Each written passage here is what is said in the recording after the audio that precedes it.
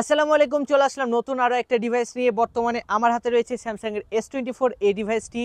And আজকে এটা আপনাদের সাথে রিভিউ করব। গত 3 দিন ধরে এই ডিভাইসটি আমার প্রাইমারি ডিভাইস হিসেবে ছিল, আর এইটা দিয়ে আমি প্রচুর লেভেলে গেমিং করেছি, তার সাথে এটা দিয়ে টুকটাক অনেক ছবি তুলেছি।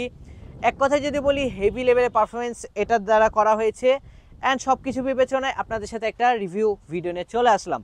আশা করছি ভিডিওটা ভালো লাগবে। যারা S24 কেনার চিন্তা ভাবনা করছেন মূলত তাদের জন্য আজকের এই ভিডিওটা।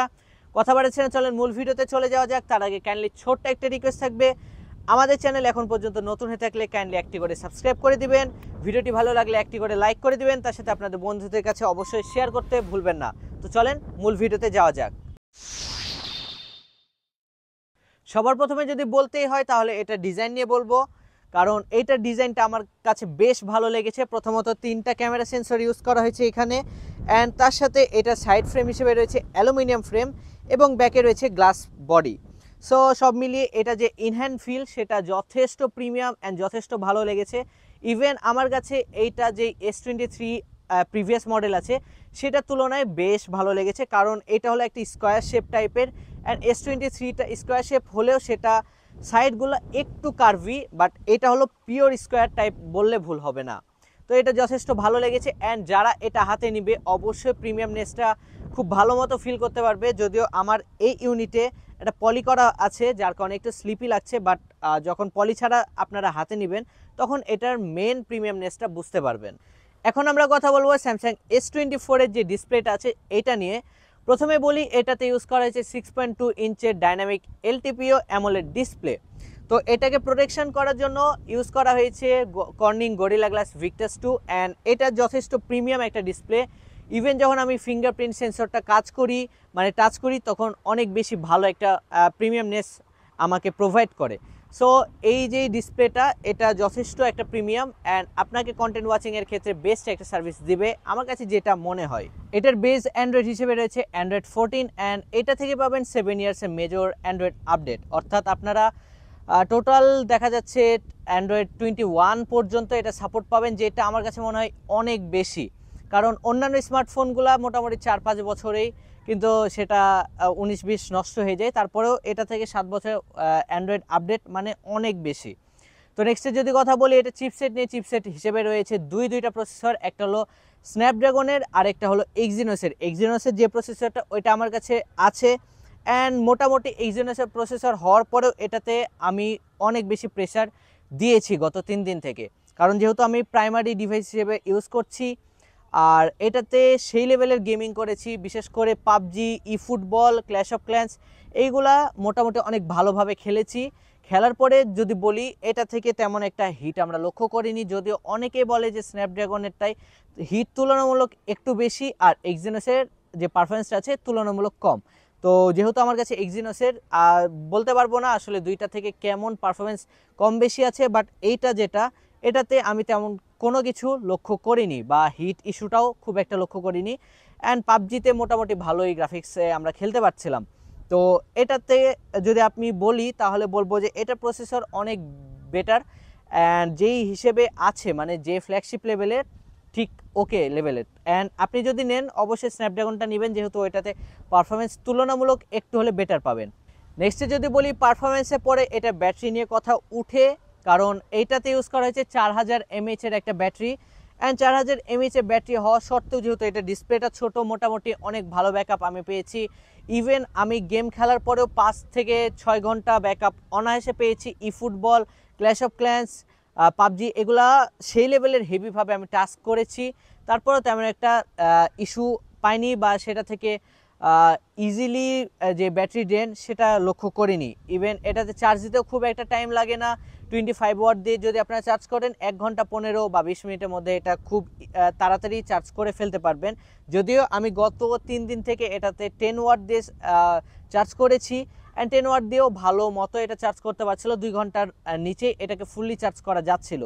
আর 25 ওয়াট দিয়েও ট্রাই করেছি, বাট যেহেতু অরিজিনাল স্যামসাংয়ের চার্জার ছিল না ওটা, তার কারণে আমি ওটা দিয়ে চার্জ করিনি। বাট চার্জ ব্যাকআপ দিয়ে যদি বলি, আপনারা দিন শেষে একবার চার্জ করলেই ইনাফ আমার কাছে মনে হয়েছে। অ্যান্ড অলরেডি যে ব্যাটারি ব্যাকআপটা দিচ্ছে এটা মনে হয় যে একটা রেগুলার ইউসেজের জন্য বেটার একটা ব্যাটারি ব্যাকআপ আমার কাছে যে জিনিসটা মনে হয়েছে। এখন আসি আমরা স্যামসাং S24 এর যে মেন পার্ট অর্থাৎ এটার ক্যামেরা সেকশন নিয়ে কথা বলবো। প্রথমত বলি এটা ক্যামেরা যেই জিনিসগুলো আছে মানে এটা কত মেগাপিক্সেল বা কেমন কি সব কিছু এগুলো বলবো না। তার কারণ হলো আমরা আসলে মেগাপিক্সেল দিয়ে জাজ করব না, এটা জাস্ট আমি এই সেম রেঞ্জে যে সকল স্মার্টফোনগুলো আছে সেগুলোর সাথে তুলনা করে আপনাদের সাথে শেয়ার করব। আর কিছু কিছু ছবি আমি অলরেডি ক্যাপচার করেছি, সেগুলো আপনার সাথে শেয়ার করব। গুগল ড্রাইভ লিঙ্ক ডিসক্রিপশন বক্সে দেওয়া আছে, আপনারা সেখান থেকে চেক করে নিতে পারেন।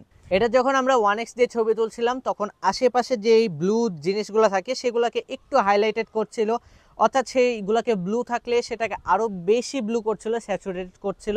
ইভেন যখন আমরা গাছপালা ছবিগুলো তুলছিলাম তখন এটা একটু হলেও স্যাচুরেটেড বুস্টেড কালার আমাদেরকে প্রোভাইড করছিল, যেটা ন্যাচারালি আমরা অন্যান্য যে সকল ডিভাইসগুলো আছে সেগুলোতে দেখি না। ইভেন আপনারা যদি স্যামসাং S23 খেয়াল করেন সেটা একটু ওয়ার্ম টাইপের ছবি আমাদেরকে প্রোভাইড করে, অ্যান্ড S25 যেটা সেটা কিন্তু ন্যাচারাল টাইপের আমাদেরকে প্রোভাইড করে। বাট S24 এর আপনারা লক্ষ্য করবেন সেটা একটু হলে ব্লু টাইপের ছবি আমাদেরকে দিয়েছে। ইভেন এটা যেই 3x ছবিগুলো তুলি সেগুলোও মোটামুটি সিমিলার কাইন্ড অফ জিনিসগুলো দেয়, যদিও এটা ন্যাচারাল কালার এই যেই স্যামসাং S24 আছে এটার। নেক্সটে হিউম্যান সাবজেক্ট বা গাছের যদি ছবি তুলি তখন দেখা যায় যে হিউম্যান সাবজেক্টটাকে একটু ডার্ক করে ফেলে, এটা আসলে কি কারণে আমি জানি না। বাট গাছের ছবিগুলো আপনারা দেখবেন এক্সেস সেটাকে গ্রিন করে ফেলে, যে জিনিসটার কাছে আমি বলবো যে একদমই ভালো লাগে না। আমার কাছে এটা খুবই খারাপ লেগেছে, কারণ আমি নাইট ফটোগ্রাফির ক্ষেত্রেও লক্ষ্য করেছি যে এরকম একটা ইস্যু আমাদেরকে ফেস করতে হয়েছে, যে যখনই আমরা ন্যাচারালি ছবি তুলছি তখন এটাকে এক্সেস মানে গ্রিন করে ফেলেছে, যে জিনিসটা সবার কাছে পছন্দ নাও হতে পারে। এবার আসি এটা নাইট ফটোগ্রাফি নিয়ে যখন কথা বলবো তখন আকাশের রংটা যখন আমরা রাতে ছবি তুলছিলাম অনেক বেশি ব্লু করে ফেলছিল, যেটা আমি আমার 13 Pro দিয়ে তুলেছি সেটাতে কিছুটা ডিটেল কম হলেও সেটা ন্যাচারাল কালার দিচ্ছিল বা সেটা একটু হোয়াইট টাইপের করছিল, যেটা রাতে আসলে আমরা ন্যাচারালি কিন্তু দেখি কেমন যে একটা কালো ব্যাকগ্রাউন্ড থাকে, কিছু মানে তারা থাকে, এরকম একটা ন্যাচারালি ছবি প্রোভাইড করে আমার 13 Pro থেকে। বাট ওইটা একটু হলে সাদা করে ফেলে। বাট এই যে স্যামসাং S24 সেটাতে আমি লক্ষ্য করেছি সেটা এক্সেস ব্লু করে ফেলে, যেটা আসলে ন্যাচারালি দেখতে পাওয়া যায় না। সেটাকে এআই ইনহ্যান্স করে সেটাকে এই রকম কালার করে ফেলে। ইভেন টোটালি ভালো লাগে, খারাপ লাগে না, বাট এক্সেস ব্লু করে ফেলে, যেটা আপনাকে স্ক্রিনে আমি দেখালাম। এরকম ছবি একটা আপনি আউটপুট পাবেন। তো আপনারা যখন এটা ডার্ক সাবজেক্টের ছবি তুলবেন বা কোনো পার্সনের লো লাইটে ছবি তুলবেন তখন এটা খেয়াল করতে পারবেন যে লো লাইটে আসলে সাবজেক্টের যে হাইলাইটেড এরিয়াগুলো আছে সেগুলো একটু বেশি ব্রাইট করে ফেলে, বা যেগুলো একটু ডার্ক হয়ে থাকবে সেগুলোকে তেমন একটা কালার প্রোভাইড করে না, যে জিনিসটা আমার কাছে অনেক বেশি খারাপ লেগেছে। ইভেন আমি একটা ছবি তুলেছিলাম যেটা ন্যাচারালি এডিট ছাড়া এটা সোশ্যাল মিডিয়াতে আপলোড করা যেত না, যেটা আমার কাছে খুবই খারাপ লেগেছে, যে আসলে লো লাইটে এটার একটু খারাপ পারফরমেন্স দিচ্ছিল। বাট যদিও মানে ন্যাচারালি ছবি যেগুলো থাকে মানে ন্যাচারের ছবি সেগুলো ভালো তুলছিল, বাট ওভার স্যাচুরেটেড ছবি আমাদেরকে প্রোভাইড করছিল। এবার যদি কথা বলি এটা পোর্ট্রেট শট নিয়ে সবার প্রথমে বলবো সাবজেক্টের যে আশেপাশের ব্যাকগ্রাউন্ড আছে সেটা ডিটেক্ট করতে একটু সমস্যা করে, যতক্ষণ না সেটা যদি আশেপাশে থাকে, দেখা যাচ্ছে খুব ক্লোজলি একটা এখানে পিলার থাকলো বা এই সাইডে কোনো কিছু থাকলো সেটাকে সাবজেক্ট হিসেবেই ধরে, মানে ক্লোজলি সেটাকে ব্লার করতে পারে না। ইভেন আমি আমার দেখেছি আমার আইফোন দিয়ে যখন তুলেছি একটা ছবি কম্পেয়ার করে আপনাদেরকে বলি, স্ক্রিনে দুইটা ছবি দেখতে পাচ্ছেন, এই দুইটার মধ্যে আপনারা লক্ষ্য করতে পারবেন স্যামসাংয়ের যেই ছবিটা আছে এটা যে ব্যাকগ্রাউন্ডের বাড়িটা আছে সেটাকে কিন্তু ডিটেক্ট করেনি, আর সেটা কিন্তু আমার আইফোন 13 Proতে ডিটেক্ট করেছে। করার পরে দুইটা পারফরমেন্সের দিক দিয়ে যদি আমি লক্ষ্য করি মোটামুটি আমার কাছে সবচেয়ে বেস্ট লেগেছে 13 Pro। তার কারণ হলো পাশে যে সিঙ্গেল রডটা দেখতে পাচ্ছেন এই রডটা কিন্তু ভালো মতোই তারা ডিটেক্ট করে ব্লাডটা রাখতে পেরেছে। কিন্তু আপনারা যখন লক্ষ্য করবেন যে এই পাশের স্যামসাংয়ের যেই ছবিটা আছে সেটা কিন্তু ব্লার করতে পারেনি, ইভেন মিসম্যাচ করেছে, চুলের আশেপাশেও মিসম্যাচ করেছে, ইভেন রডের পাশেও যে সকল ব্যাকগ্রাউন্ড আছে সেগুলোকে মিসম্যাচ করেছে, যে জিনিসটা আমার কাছে মনে হয়েছে একটু পিছিয়ে থাকবে পোর্ট্রেটের দিক দিয়ে। কারণ পোর্ট্রেটের দিক দিয়ে যদি বলি তাহলে এই রেঞ্জের যতগুলো আইফোন আছে সবগুলোই সেরা, আবার কিছু কিছু জায়গায় স্যামসাংও ভালো পারফরমেন্স করছিল, যদিও স্যামসাংয়ের ডিটেল কিন্তু অনেক বেশি, কারণ এই বাজেটে যে বাজেটে S24 পাওয়া যায় সে বাজেটে কিন্তু আইফোনের 12 মেগাপিক্সেলের টেলিফোটো লেন্স থাকে, আর সেটা থেকে ডিটেল একটু হলেও কম পাওয়া যায়। যদিও এটা 10 মেগাপিক্সেলের আর কি টেলিফোটো লেন্স থাকে, তারপরেও কিন্তু মানে তুলনামূলক এটাতে ডিটেল আপনারা বেশি পাবেন যেহেতু মেন সেন্সরটা বড়। ভিডিও নিয়ে যদি কথা বলি, এটা থেকে যথেষ্ট ভালো একটা ভিডিও কোয়ালিটি আপনারা পাবেন।